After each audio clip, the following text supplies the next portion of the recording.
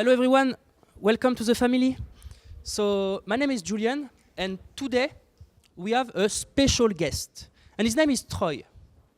And he's going to talk about how you can take your company global, and he has a lot of tips for you.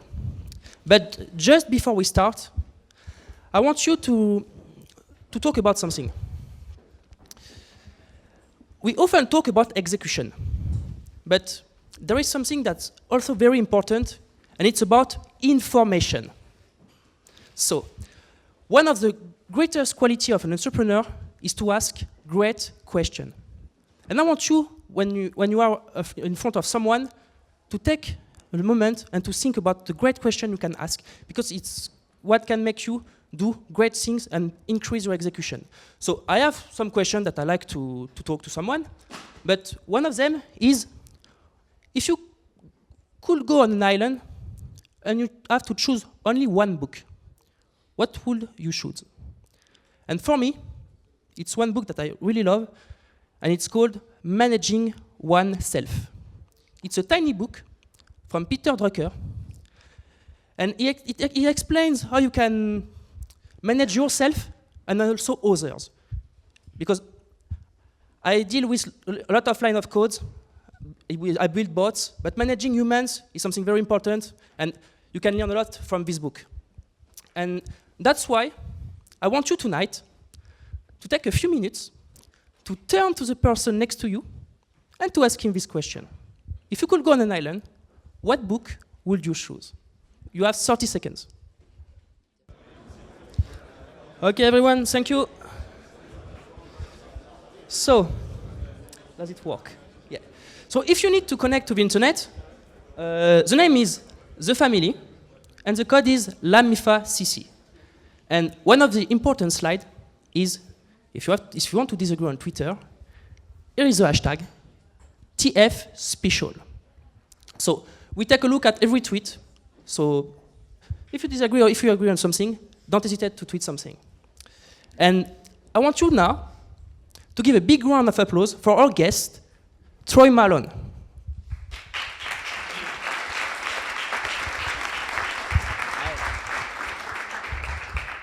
Thank you. That looks kind of weird. I should get off that slide. Cutting myself up. Feel free to take a snapshot if you want to get that URL to get 6 months free of Weebly. Hello, I'm Troy, as he said. It's great to be here in Paris. You'll have to forgive my pronunciation. I'm very American. I apologize up front.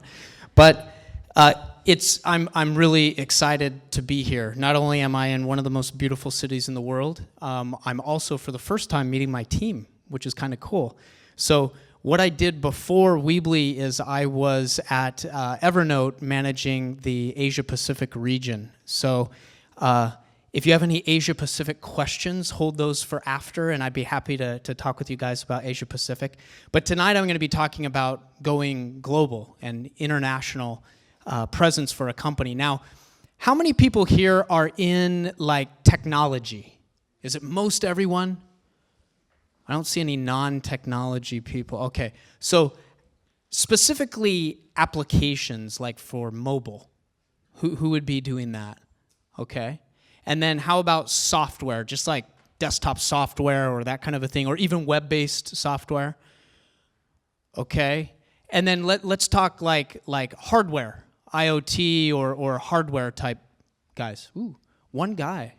Two guys. We should introduce you guys. Oh, okay, there we go. So interesting mix of people. Now, my background is mainly online applications and mobile applications as well. So I'll be talking from that framework. So I may say some things that you think, that's wrong for my, for hardware or for whatever you do. But I hope this just becomes a discussion. So please think of questions. If you have a question while I'm talking, I don't mind if you raise your hand and say it. I doubt anyone's going to do that, though. We'll see if someone pulls that off. But it's great to be here. Thanks for having me, and especially to the family. We have a great partnership with the family. Our team gets to work here. It's just a fabulous place. They've built a great community. So let me give you an overview first about just what Weebly is. Now, Weebly is an interesting company, and we're in an interesting position here in France. So in France, we're a very early startup in France. Nobody knows who we are. Well, who knows who Weebly is?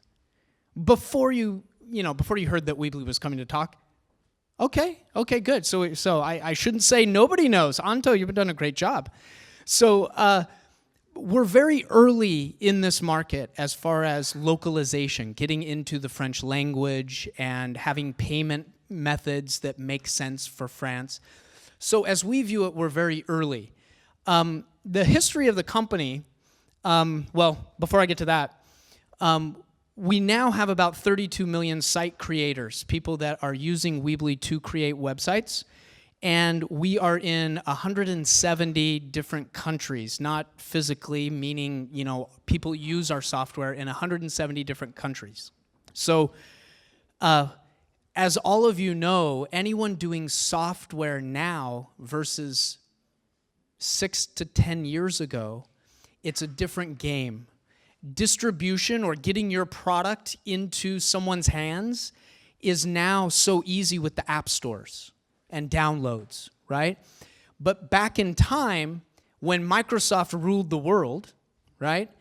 They ruled the world because they could get their box of software everywhere around the world. And it was very expensive, and it was tough to compete with them because nobody had the kind of money to sell their software all over the world like Microsoft did. But that changed. And I think the big change that you saw was really web apps. So Web 2.0 happened. And then shortly after Web 2.0, the iPhone came out and mobile happened. And mobile exploded. And suddenly everyone had that app store on their phone. And now we could connect with users very, very easily. So a few short years ago, I wouldn't have been able to say that we're in 170 different countries. But now that's possible for a one-person developer or a small team of people to be able to get that kind of reach. So we live in a great world today for software. Right now, Weebly has about 60% of their users are in the US, and about 40% are outside of the US. My job is to do this, to flip it. So my job is to get us to the point where 60% of our users are outside of the US and 40% are inside the US. The US is technically our home market, although I will say that one of our founders is from here. And I hear that he speaks in a very cute French accent, because it's a little different. He's been a while. But so we do have a connection to France, but we're principally started in the US, right? So that's something that we had to figure out and overcome, and that's kind of why I'm here, is to hopefully make this flip and make sure that we have many more users outside the country. When I started at Evernote, where I worked prior to Weebly, we had I'd say about 36 or 35% of our users were outside of the US when I started at Evernote. So it was still very US-centric. Today, we're at about 78% of users are outside of the US, and 75% of our revenue, our money coming in, is from outside of the US. So the goal is to do the same thing at Weebly. And I would say that you guys probably have a similar opportunity with the businesses that you're dealing with. Hopefully this will work. You're going to see these dots, see them start to move there.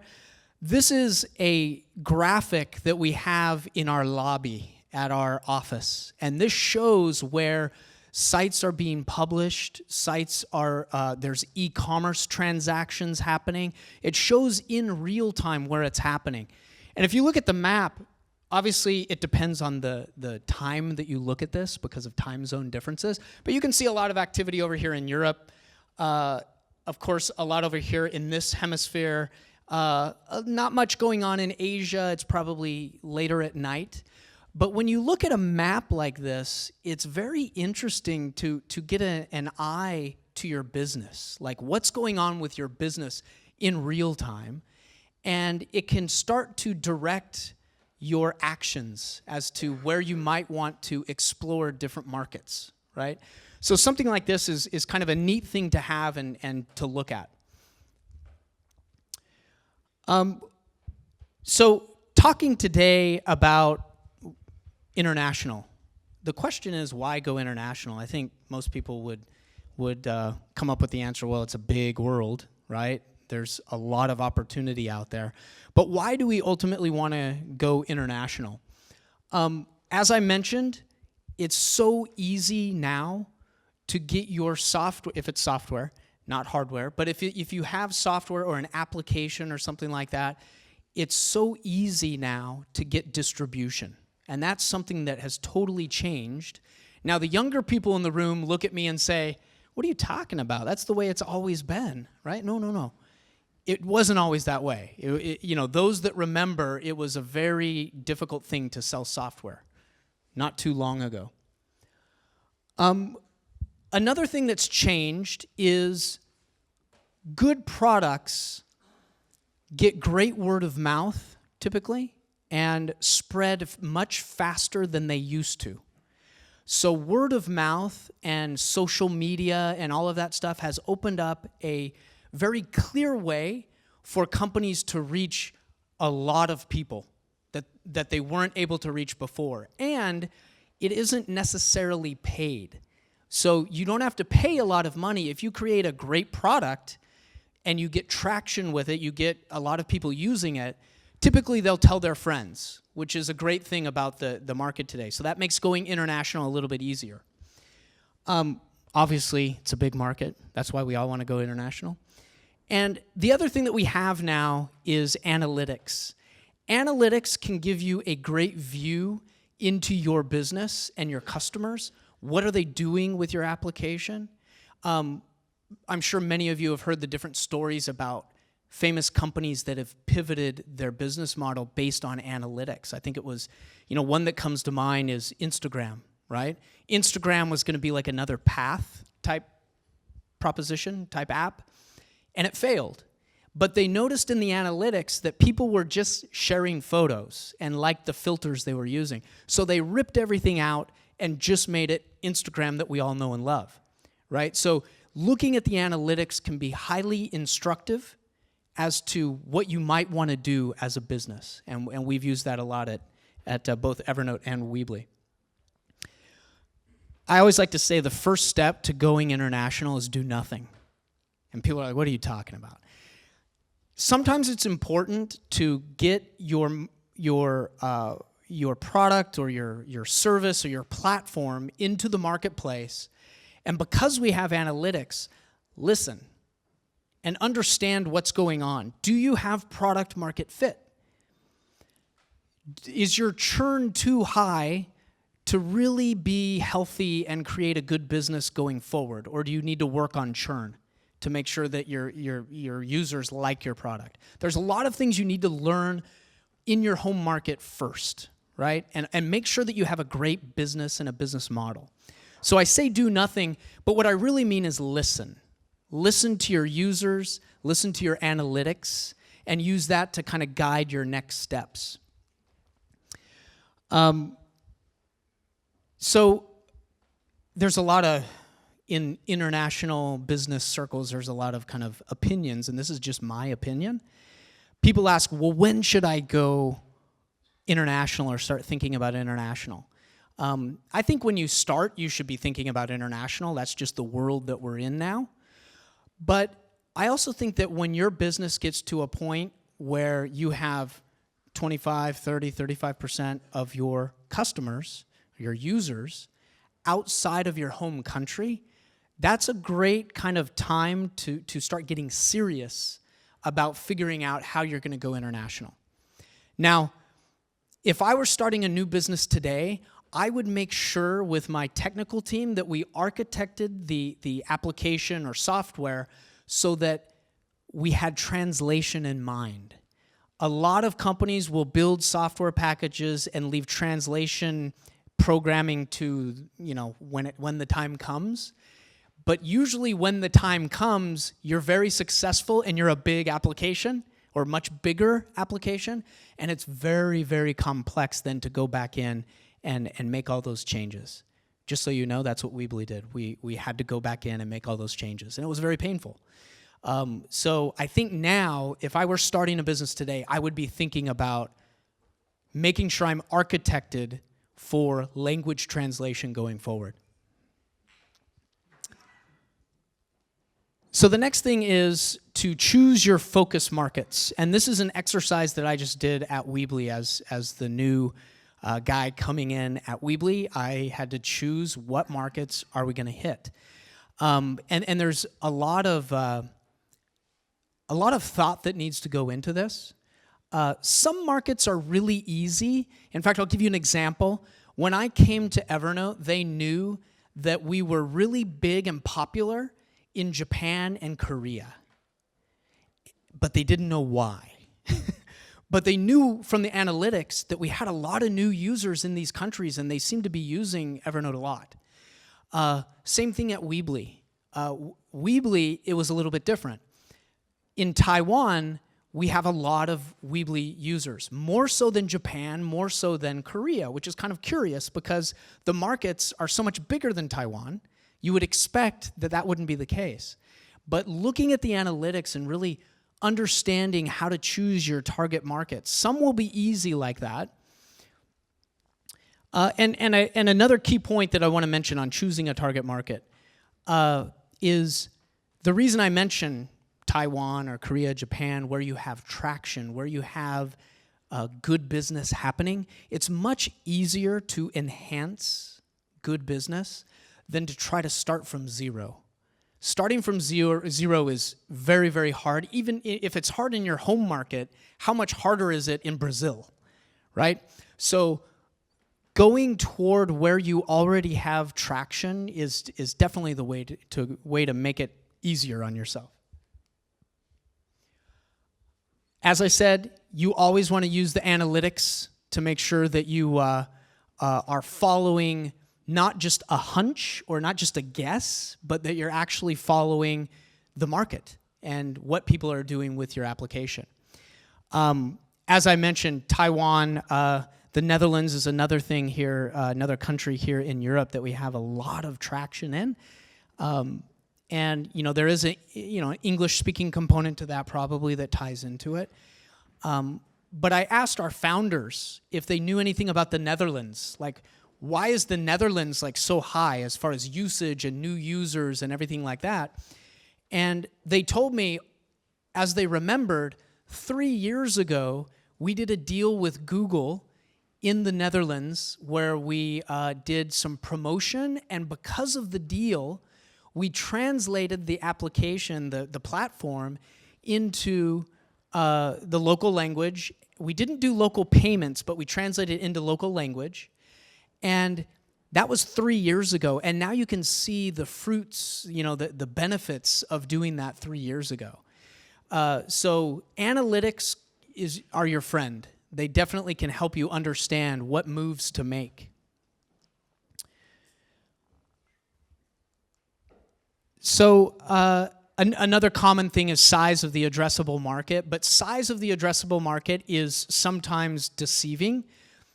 Take India, for instance. You need to make sure that you segment down to your truly addressable market. And that will give you a good view of really what's in India. But you need to think about this. If your addressable market is 150 million people, that's pretty big.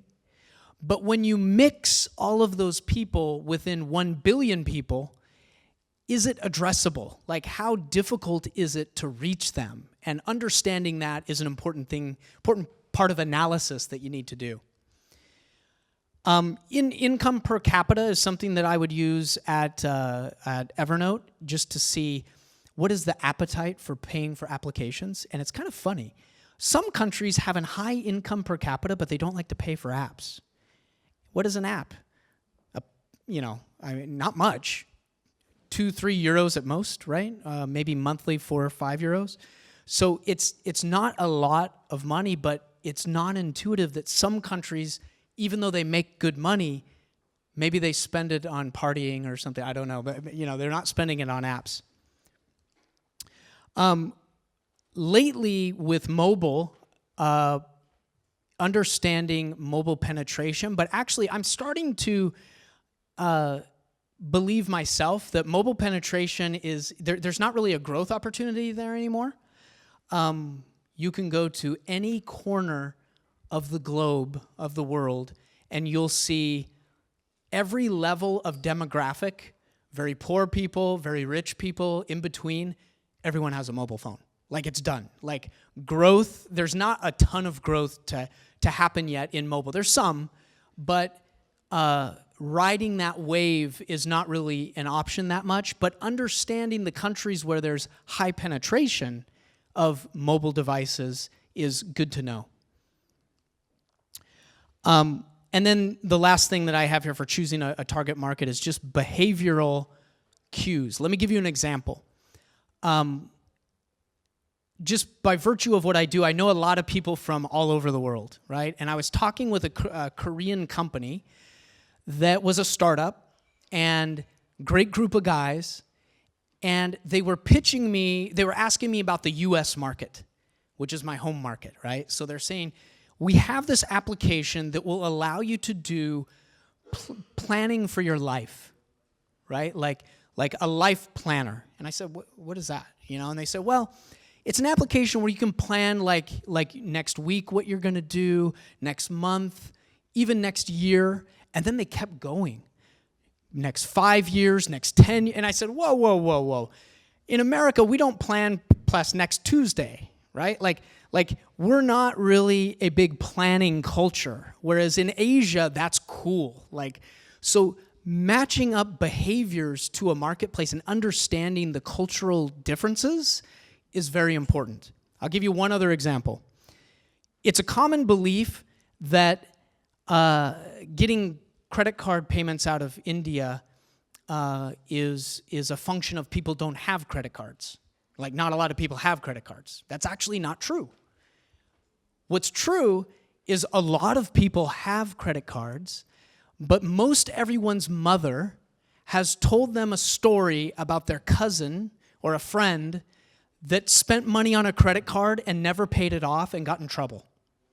It's just a cultural thing. Like, if you ever meet someone from India, ask them if their mother told them that. And more often than not, it's kind of a cultural narrative or a cultural story that is gone. So I remember I had to get my country manager in India. I had to really encourage him strongly to use his credit card one time. And it was funny for me. He makes good money, and he opened his wallet, and he had a bunch of credit cards, but to use one was like, no way, and especially not online. So understanding those cultural differences is extremely important. And of course, economic drivers. There's a lot of economic drivers. I think about Weebly. Like, one of the things I think about Weebly initially when I came on is countries go through recessions and boom times and recessions and boom times. So I thought, well, maybe when countries are going through a downturn or a recession, they're not doing that well, maybe that's a great time for Weebly, because people want to do kind of their project, their side project, to make some more money, right? But then what happens is things turn around and it becomes really good, and then people do kind of a similar thing because they're doing good and they want to spend more time doing something that they love or that they're passionate about. So I was actually wrong. I thought that it was going to be really good in the downturn and maybe not as good in the upturn, but it turns out that it's not cyclical, our business. But your businesses may be. It just depends, right? If you're doing media consumption, maybe in a downturn it might not be that good, right? So understanding your business from that point of view, I think, is extremely important. How am I doing, guys? No one's fallen asleep yet? Okay, good. Thank you. I'm very thankful. There we go. Okay, start with tests. Start with testing messaging. Messaging can be extremely difficult to get right, and I think people don't spend enough time on messaging. how do you talk to your user in France versus how do you talk to your user in Korea, and how do you talk to your user in Brazil? All are going to be a little different. And that takes a local person to understand, right? That's not something that I can understand.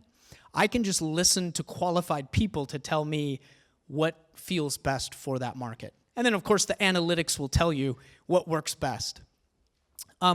Pricing is another one. Pricing is something that it's a great advantage that we can use, pricing differently in different markets. Breaking up offerings into different service offerings in different countries is also something to do. For instance, Latin America does not like to pay one big amount of money for 1 year, right? They don't want to pay $150 for 1 year, but they will pay $10, $20 a month, right? So understanding how to cater to those preferences is important. Finding relevant channels for your business, partners you can sell through, things of that nature is extremely important, and you test with those channels to see where you get traction. And then lastly, the types of demographics that you really connect with, and getting to know those people, especially your early users, and building a community. Like, I think what the family has done here with you guys, this community is absolutely awesome. And this is the type of community that me, myself, and the companies I work for, we like to be involved with. Because I typically work for startups. They may be a little bigger, they may be a little older, but we're still a startup in our heart. So I think really getting to know the people in your ecosystem is important. So if you want to get to know the market in Indonesia, you go to Indonesia and you connect with the startup accelerators, you connect with, to a certain degree, key people in the government, and I guarantee you that if you do that, you will meet the 3 or 4 most important people in that startup ecosystem, and they will be happy to help you. It's an amazing community of entrepreneurs now around the world, and the difference is from times of past is I think people want to help more. People are very happy to exchange ideas, exchange strategy, and really help each other out.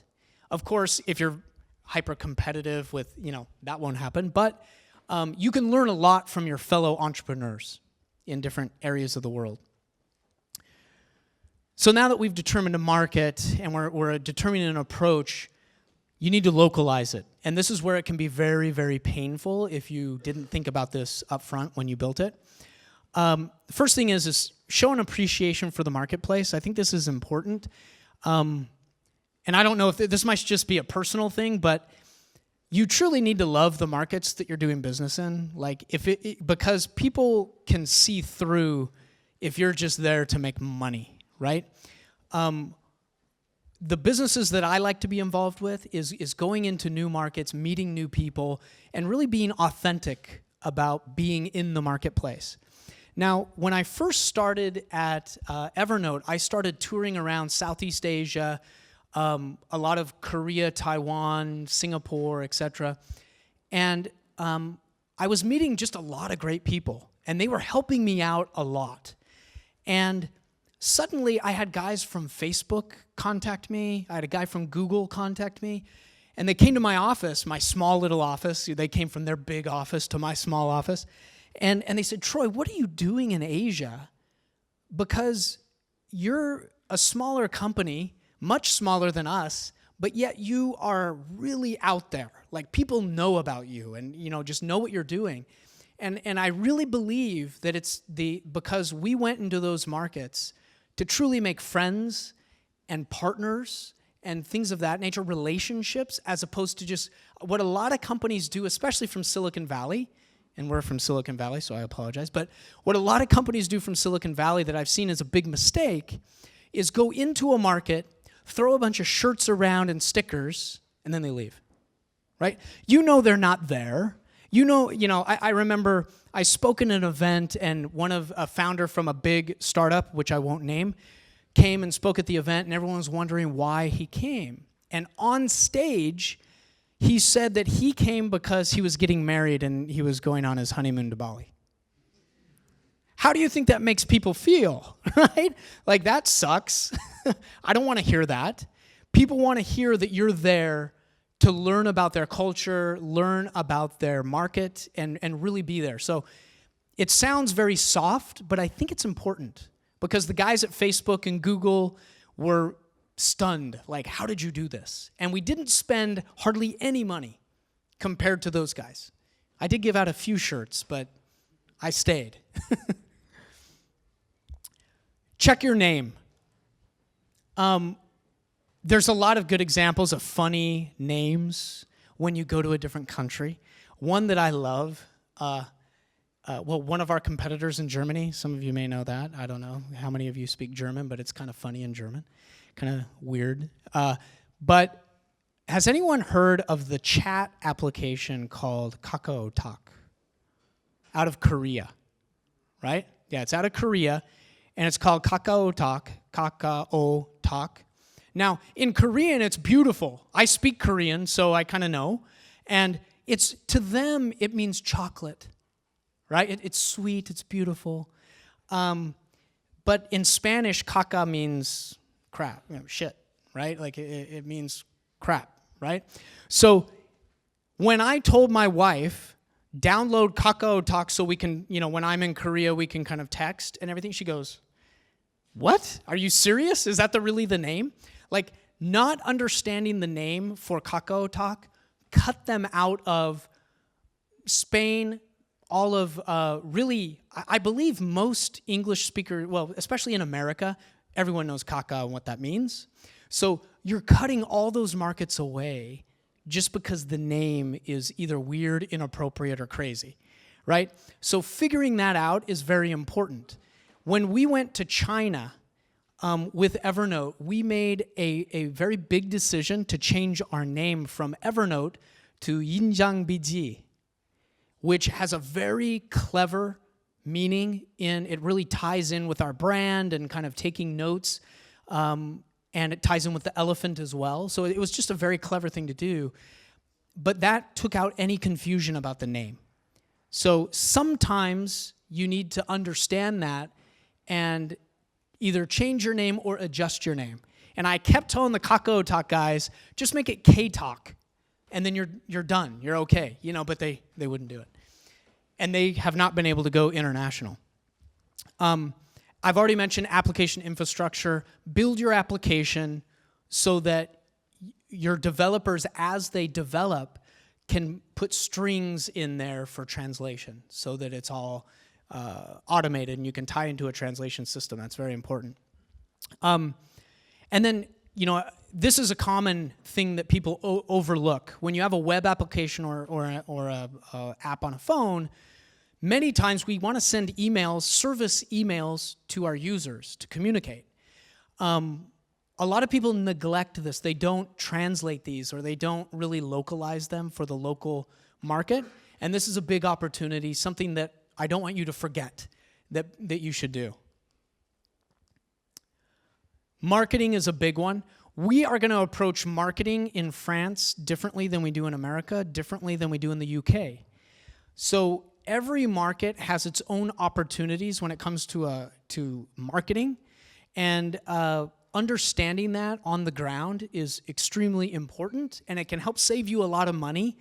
Because if you think what you're doing in your home market is going to work outside in a different market, and you keep just pouring money into that, you need to experiment, because it's going to be different. I can tell you, most every market has different equations of how to market. And I think discovering that is a big thing that helps people go international better. If you have a first launch experience, obviously that should be localized and even changed in some instances. For instance, I'll give you an example. If you have an integration with a partner in a certain market only, then you want that to be localized to that market. So that's something that we are looking at because we now have a new app center. So we're a platform, and people can integrate applications to Weebly.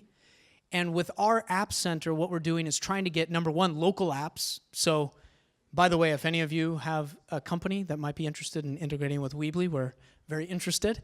But we're trying to get local French companies that can tie into the Weebly platform and be introduced to our customers. We're very happy to do that.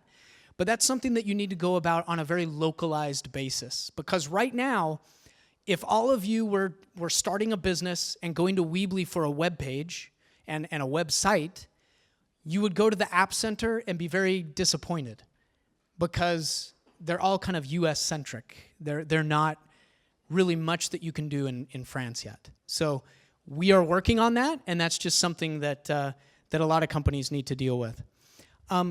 This is a real big one, and it's kind of, I wrote it just small in here, but this is one of, second to language translation, getting payments correct in the countries that you're in is extremely important.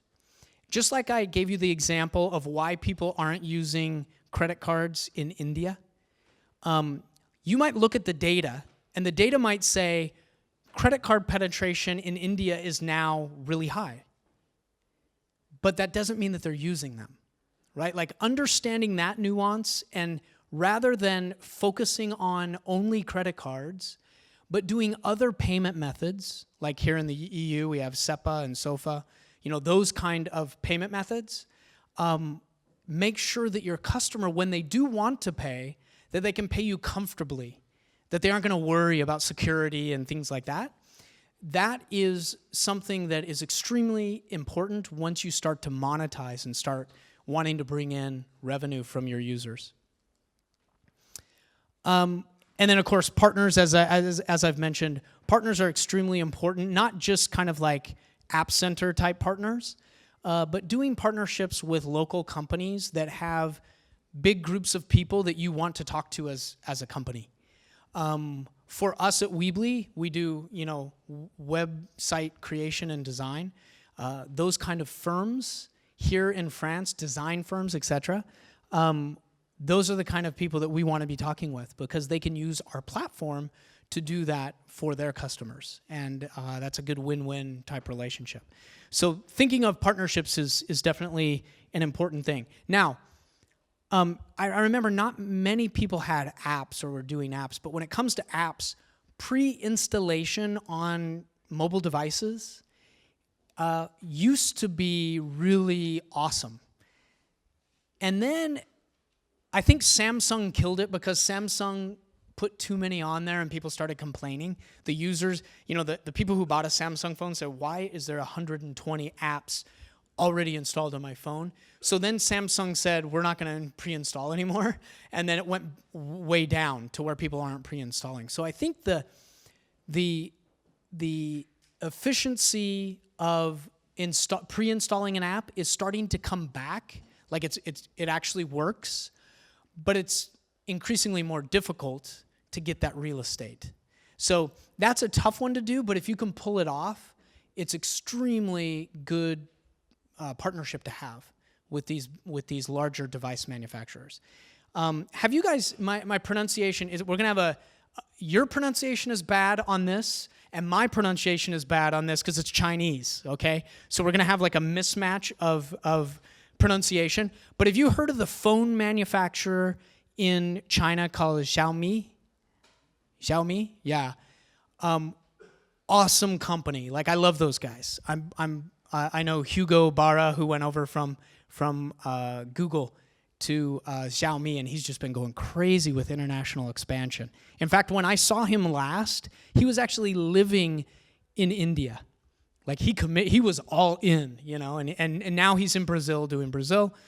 But the reason that I mentioned Xiaomi is finding those players like Xiaomi that are, right now it's too late, but if you would have talked to Xiaomi maybe a year ago or even 2 years ago, you probably could have started doing some pre-installation deals with that type of phone. and then you grow with them. So I did a deal in India with a company called Micromax, which again is a handset, phone manufacturer in India. I think they just put a logo. They probably manufacture them in China and then put a logo on it and then sell them in India. But still, they're a local Indian company. And that pre-install deal has done really, really well for us in India. But I got them before they were cool. I got them when they were still kind of young and scrappy. And now they're like the biggest producer in India.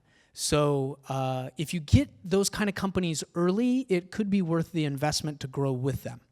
So something to think about.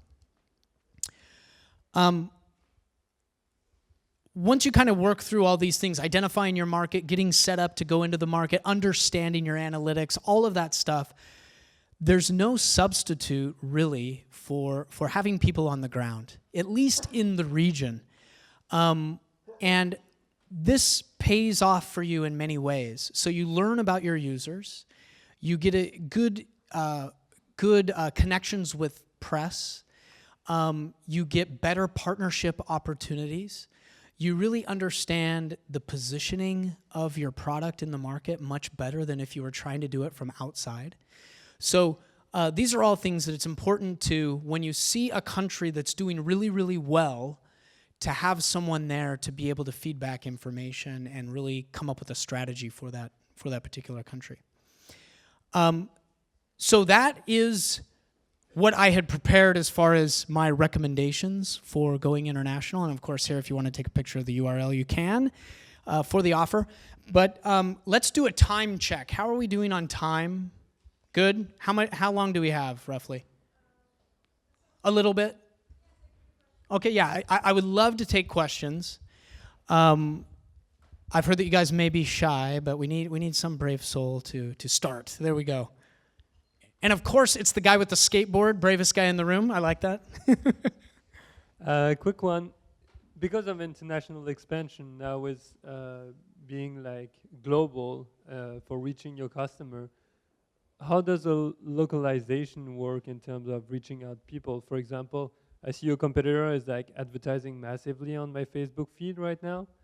And I'm just wondering like how you approach those different, like concretely, how do you approach those differently? Yeah, that's a great question. And we, so far in France, have really spent $0 in advertising and really building the market here. And frankly, I don't know that is the right answer. What we are thinking through, and what I think generically in any situation you would think through, is what has your competition done and what are they doing? And what can you do that may be different and more interesting, right? So we're looking at avenues of focusing a lot more on community building, because we're a platform for building websites. And typically those websites are for entrepreneurs that have maybe a 9-to-5 job, but after work, they're working on something that they're passionate about, right? So we want to aggregate those people and enhance the word of mouth. Now, we could just go head to head and I could put more ads in your feed, but would you like that? No? Yeah. All of us don't like advertising, to be honest about it. Advertising is annoying. It's very noisy. There is a place for it. I'm not saying that you should never advertise, but if we were to start playing the advertising game here in France, that would be maybe too much noise, and maybe we wouldn't be able to build the community that we want to build. So we're taking kind of a longer-term approach to building a community. So that's kind of our thought process, and I think every market, you need to look at what's going on and how do you adjust or change based on what the competitors are doing. It's a great question, though. By the way, I have a half pipe in my backyard. Do you sometimes have a dilemma between country-specific customization for your products and at the same time keeping the consistency with your main market or main product, not to differentiate too much? products? Yeah, that's always a challenge. I think linguistically, and in fact, we're at Weebly, we're at the more beginning stage of this because we had to re-architect everything so that when we translate the app, it gets translated across the board. Everything gets translated. But we're working on now, like we have mobile apps, which is kind of a big differentiator for Weebly, is we have iOS and Android mobile apps where you can do everything. You can edit your website, you can create a new website from scratch, etc. So it's important for us because it's different than the competition. But our translation system for our platform, the web-based version, is not the same as the mobile apps. So now we have to kind of do them separately, so that's kind of not as efficient. So we're looking at combining that. But we try not to go too far from the core product and the proposition. I haven't seen there may be some products you need to really go far. Like if we were to go into China, for instance, we would need to go far. We would almost need like a separate product because it would change so quickly in that ecosystem. But most other markets are not like China. So I think that you can stay very close to your core product, but also make it personable and whatnot in France, in Germany, wherever you're doing business. But it is a challenge, something to think about.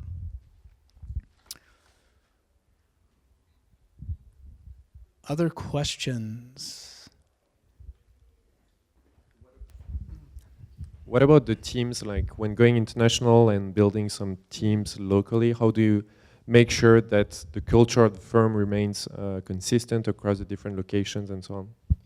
Yeah, this is, the culture is a big kind of tough thing because we all have our native cultures and then we have our work culture, right? And that is a difficult thing to kind of marry together or match.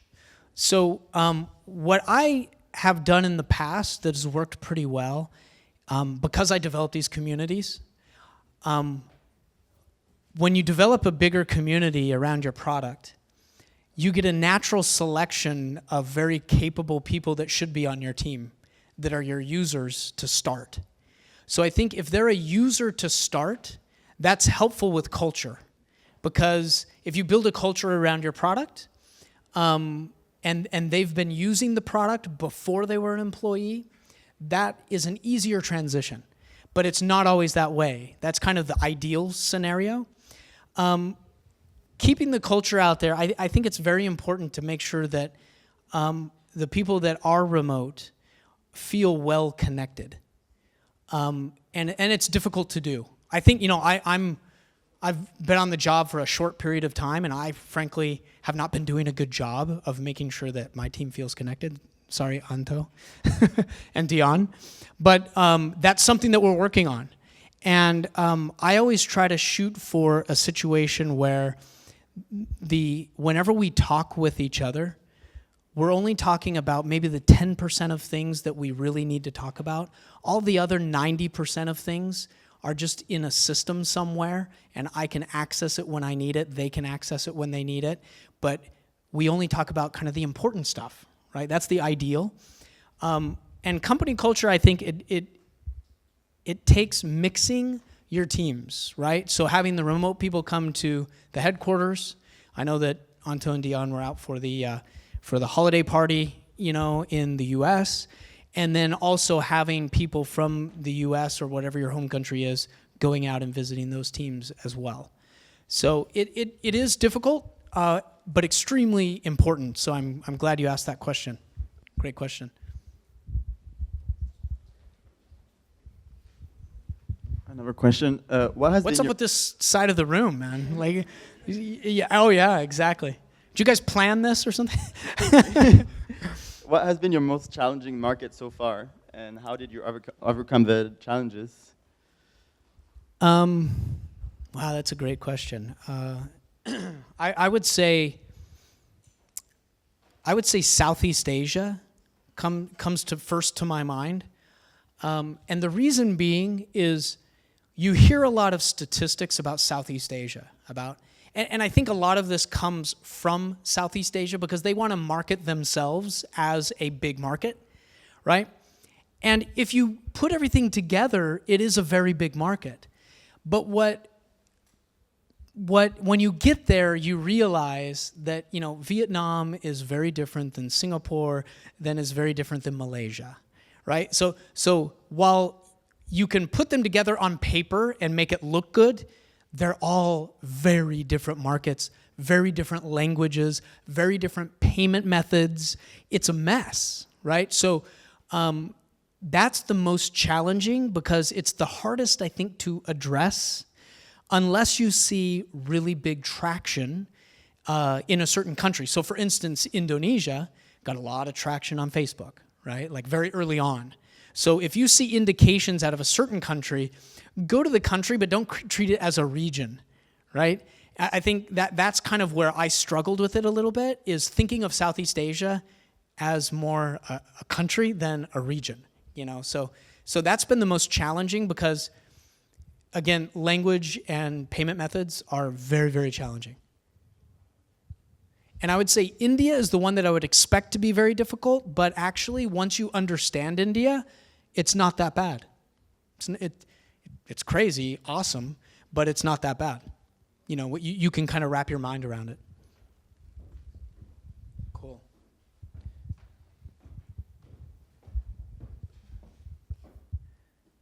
No questions I was going to say we got to get someone back there in that corner. That's perfect timing.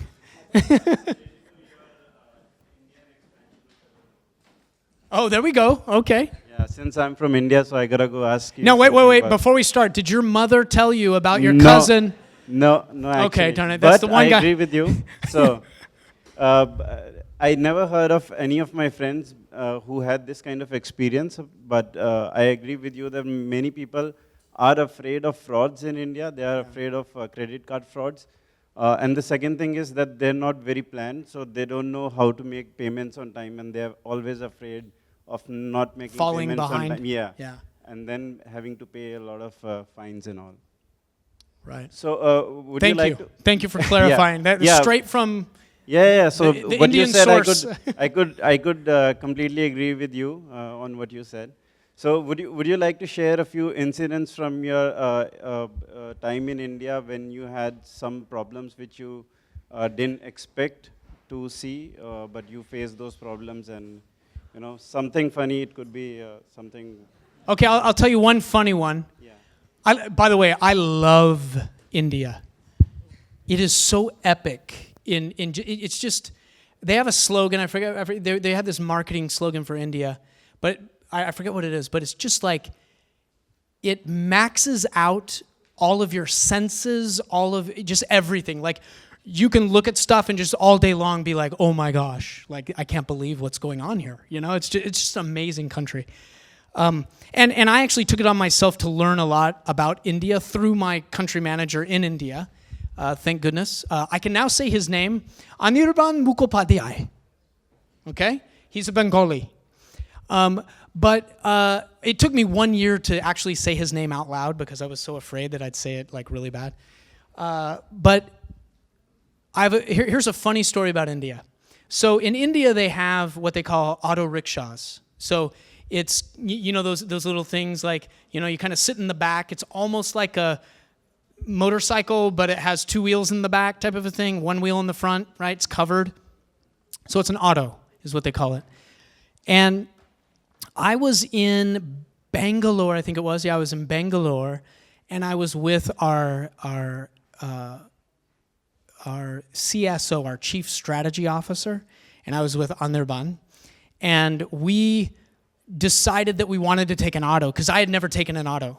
Like, to me, I was like afraid of them. I'm like, whoa, I always wanted to, but I never did. So anyway, we got up enough courage and we got in the auto because Anirban was with us. And so we're driving back to our hotel, and as it turned out, we were staying at a pretty nice hotel at the time. And the hotels, they have big gates and security. They look under your car with mirrors and stuff to make sure you're not doing anything wrong.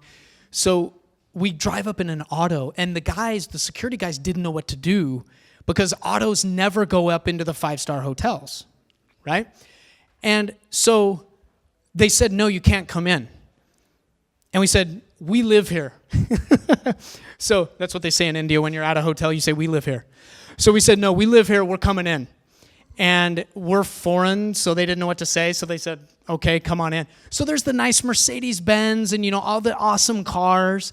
And we drive up in an auto. And I'll never forget the look on the driver's face. He was in seventh heaven. He loved it. And it was just such a great experience, right? Because in India, there are still a lot of, kind of like levels of society, right? And it, we're kind of... I don't know, we don't know where to fit because we're foreign, so we kind of make interesting things happen. Another good experience I had in India was the doorman at one of our hotels was just an amazing guy. Personality was just amazing. And he had this mustache. Who had an awesome, you have an awesome mustache back there. I don't mean to make you jealous, but this guy had a mustache that was kind of curled, kind of like his, but then he undid it and it was 1 meter. So I took a picture with him. It was awesome. Yeah. India's epic. Now, when it comes to India, understanding the business landscape is extremely important, and you can't do it by yourself. You have to have an Anirban Mukhopadhyay or someone like that to help you, right? To truly understand. And I would say I didn't understand India until I had been there probably 6 or 7 different times, because I just kept asking questions and understanding how things worked, why people didn't use credit cards, et cetera, et cetera. And then once you get an idea of that, then it becomes easier to operate in that market and do partnerships and stuff like that. Now, when I tell you we did a pre-installed deal with Micromax, not bad, huh? That's pretty freaking awesome. They're huge, yeah. Yeah, exactly. Yeah, I know Xiaomi came in like last year, but... so it's a dynamic marketplace, and it's just an awesome place to be. Great question. I don't mean to tell you my stories, but I have a few stories that I could tell. Any other questions? Okay, I think that's it. You guys have been awesome. Thank you so much for coming, and thank you so much for listening. It's been awesome to be with you. Thanks.